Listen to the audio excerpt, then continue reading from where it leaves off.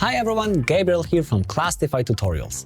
Today we're gonna take a closer look into the most common psychology IA mistakes and what you should do to avoid them. Whether you just started your IA or want to polish your final draft, this video is packed with useful tips to help you get the 7 for your coursework. Make sure to hit the subscribe button for more IA related tips and tricks. Let's jump right into it. First off, there's this common belief floating around that if you pack your IA with tons of conditions, it's going to be more impressive. But here's the truth. It does the exact opposite. It ends up making everything way more complicated than it needs to be. So the golden rule here is to keep it to 2 conditions. This isn't just about making your life easier, it's about sharpening your research focus. With just 2 conditions, you can dive deeper, analyze more effectively, and your conclusions, they're going to be solid and to the point. Now on to the next big common mistake. Being vague about your variables. If there's one place you don't want to leave room for interpretation, it's right here. Your independent and dependent variables need to be as clear as day. Why? Because if anyone else picks up your study, they should be able to replicate it with ease. So, operationalize them. Make sure you've got a clear definition and a solid plan on how you're going to measure these changes. Trust me, clarity is your best friend in this task. When setting the aim for your psychology IA, starting with to replicate the original study is too broad and misses the crucial details. Your aim should precisely identify your independent variable, IV, dependent variable, DV, and your target population. It's about making your research direction clear and focused rather than a vague intention. For example, if your IV is the effect of noise levels and concentration, your DV should be the score on the memory test aimed at college students. This approach turns a general goal into a specific, measurable, and targeted research question, guiding your entire investigation and making it easier for both you and the markers to see where you're going.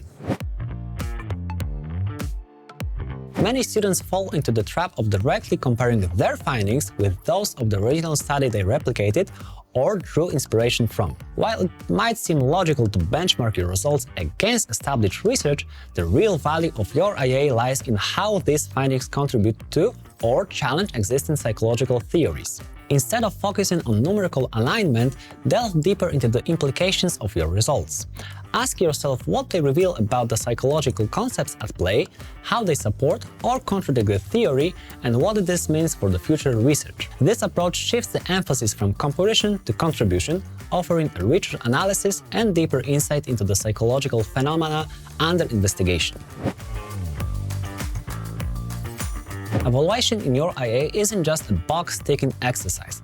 It's an opportunity to critically assess the strengths and weaknesses of your study across several dimensions. Neglecting to evaluate the design, sample, or procedure comprehensively is like telling a story without setting, characters, or plot development. Each of these elements offers a unique insight into how your research was conducted and its reliability. For instance, discussing the design involves reflecting on the choice of experimental or correlational approach, while evaluating the sample means considering its size, diversity, and representativeness. Lastly, critiquing the procedure involves looking at the steps you took and any potential biases or errors that could have influenced your data. A thorough evaluation not only demonstrates your understanding of research methodology, but also reinforces the credibility of your study. Obsessing over every detail of the original study's methodology can sidetrack your IA from its primary objective. While it's essential to understand the foundation of your research, restating the original study extensively can detract from your investigation. Strike a balance by briefly summarizing the original method and findings, then quickly pivoting to how this builds the theory you're examining. Highlight the key components relevant to your study, and then focus on applying these insights to your own research question. This streamlined approach keeps your IA focused and relevant, ensuring the spotlight remains on your analysis and findings. Modifying the methodology of the study you're building on is sometimes necessary to adapt it to your context or to address practical constraints. However, any deviation from the original protocol needs to be carefully justified. Explain the rationale behind your changes, Whether it's due to resource limitations, ethical considerations, or a desire to explore the research question from a different angle. Justifications should be rooted in solid reasoning, showing that these adjustments were made to enhance the study rather than out of convenience. This transparency not only strengthens your methodology section, but also reassures readers that your modifications were thoughtfully considered and contribute to the research integrity. Sample size plays a crucial role in making your findings reliable and valid. A common oversight is underestimating the importance of having a sufficiently large sample to draw meaningful conclusions. A small sample size risks producing results that are not statistically significant, potentially harming your findings. Consider factors like the variability of your data and the statistical tests you plan to use when determining the right sample size. If necessary, consult with a teacher or use online resources to ensure sample is adequately powered to detect the effects you're investigating. Proper attention to sample size not only boosts the validity of your results, but also underscores the rigor of your research process. Now, moving to the common mistake happening in Criterion A. Connecting your theories or models to your research aim and methodology is exactly where many stumble.